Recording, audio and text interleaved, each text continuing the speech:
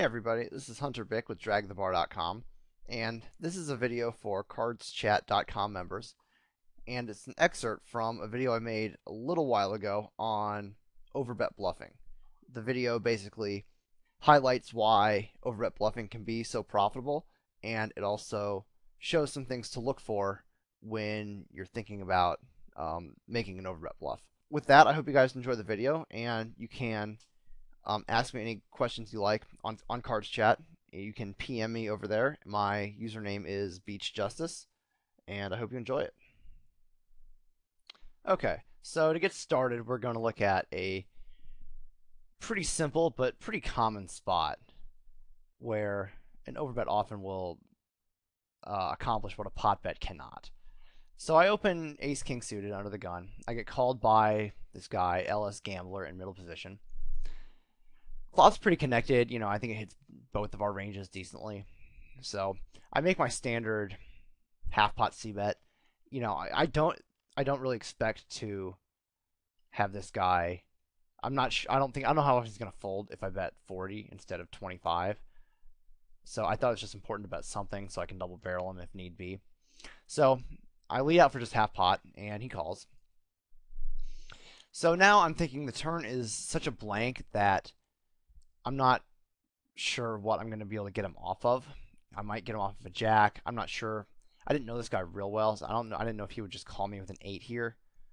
But the thing to keep in mind is that if he checks the turn back, I'm going to be able to put him on a pretty weak range, like second pair and worse, because I think King Queen or King 10 or something like that would probably bet here, often to protect their hand or to guard against or to get value from draws or something like that. So he checks it back, which is a very positive sign. And the 4 is just a total brick. So every draw missed. And now the question is, if I overbet here, is he going to call me with a jack? And we already established that we don't think he has many queens in his range. I think that he might check back Queen 9, Queen 10 maybe, but any other queen or any 2 pair or anything like that, he's definitely betting the turn. He's definitely going to bet the turn with like 9-10, of course, or a set. So there's just not a whole lot of hands I'm worried about here. So if I check to him, I think he's just going to auto check back and then show down his, 8-7 or his jack 9 and win this pot from me. And I think I can keep him from doing that. But I don't think a pot bet will do it either. A pot bet might do it, but I think I get a lot more folds if I do pot and a half. So about 135. This isn't a huge overbet. We're going to see some bigger ones, but this is, about a pot and a half. So if he folds here 60% of the time, I break even, which is pretty good. I definitely think he's going to fold that often. I think he's going to fold a lot more than that, actually. So, we can take all the good hands out of his range. So at this point, it's, how often is this guy going to call in this spot with, a second or third pair? And I just think that he's definitely going to fold those hands more than enough. So he does go ahead and fold. So pretty simple spot, but I think this is a situation where a lot of people don't really think about all of their options on the river, given that he showed such weakness on the turn. So I think this is a great spot to just kind of blast him out of this pot, just because he's just never going to call here often enough with whatever weak hand he has. So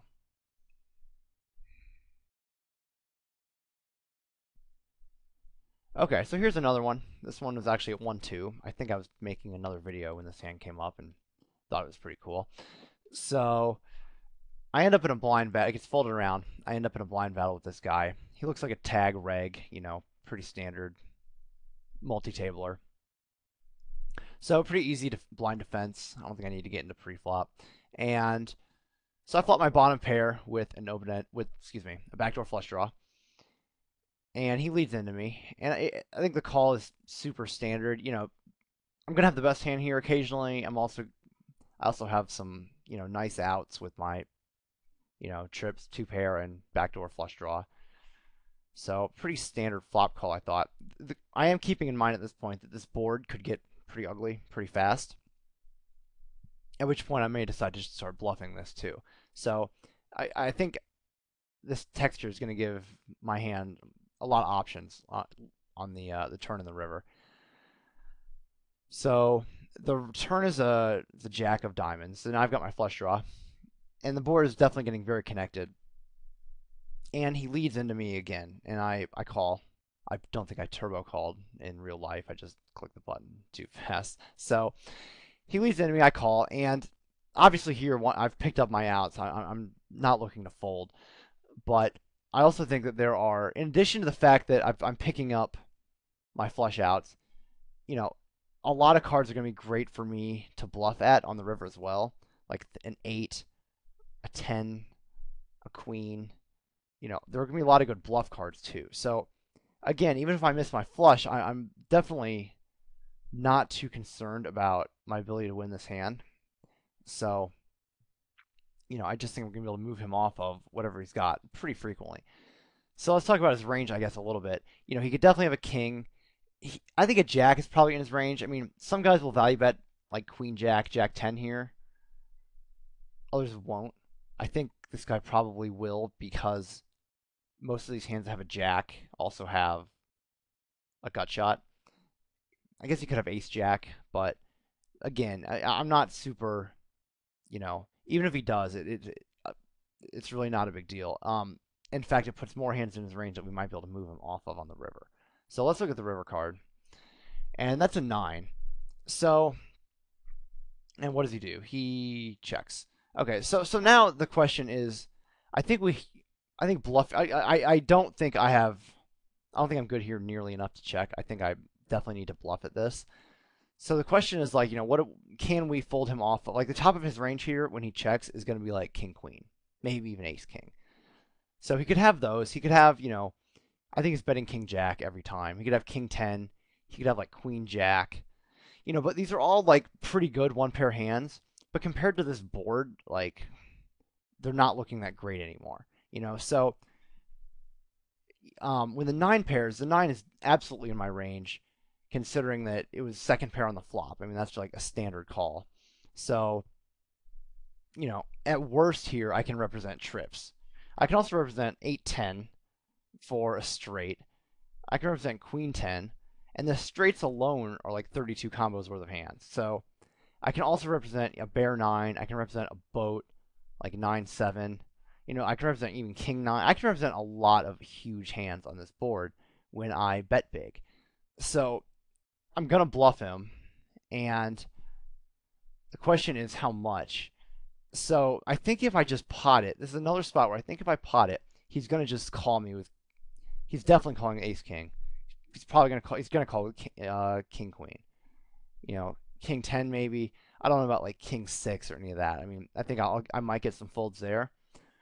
But what is he going to do when I bet 100 and he's got ace king and he's looking at this board? I mean, he's not going to think that I'm going to turn king queen into a bluff. And, you know, I can represent credibly probably 50 hand combos of just monster hands. So I think this is a really almost borderline standard place to overbet, just because I do think he has like a decent king often enough when he double barrels me. And then when he doesn't, he's going to fold to any bet anyway. So I might as well, it's another spot where I might as well just bet more and pick up the extra fold equity and get him to fold off his, you know, hands that are pretty much like ace king is close to the top of his range here. I mean, that's a, you know, it's pretty solid. However, I think I can definitely move him off of it with on a board like this. So this is a great, this board just rolled out perfectly for me to do this. And he does end up folding. But when the board gets this scary and you can put them on something decent. Now, obviously, I think if he had bet this turn, think if he'd bet this river, you know, when he checks it, I think he's either giving up on a bluff or he has some semblance of showdown value that he's hoping I'm going to check back. Either way, I can win the pot. It's just a matter of how much do I need to bet. This one, the board texture was hands down the most important thing for me.